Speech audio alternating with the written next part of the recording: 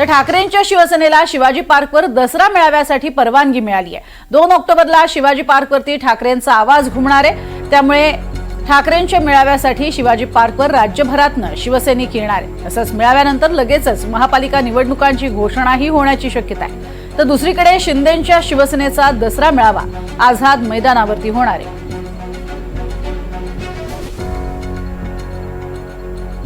दरम्यान संजय राऊत यांनी दसरा मेळाव्यावरती प्रतिक्रिया दिलेली आहे, पाहूयात।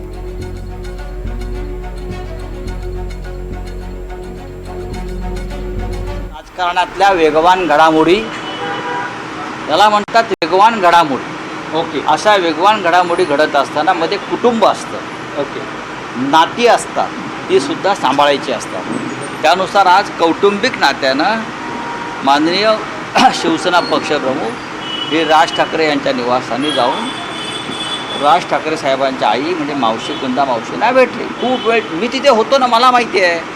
तुम्हाला मी सांगणार ना काय घडलंय ते।